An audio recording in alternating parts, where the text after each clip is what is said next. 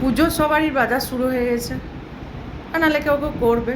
আমি এবছর করব না, আমি করবই না, আমি ঠিক করেই রেখেছি করব না। আমার হিসেলেই দিন কেটে যায়।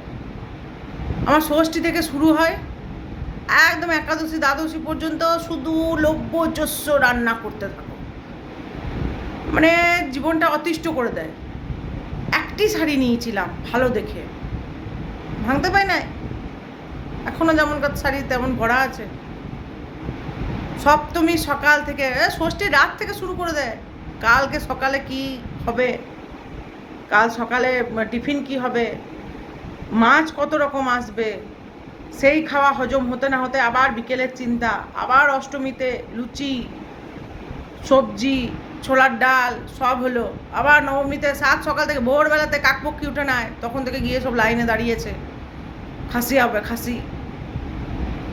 তো ওই জন্য আমি এবার ঠিক করেছি বাবা রান্নাই করব, দুটো নাইটি কিনে নেবো, ভালো দেখে দুটো নাইটি কিনবো আর সুন্দর করে রান্না করব আর গিলিয়ে যাব, রান্না করব গিলিয়ে যাব।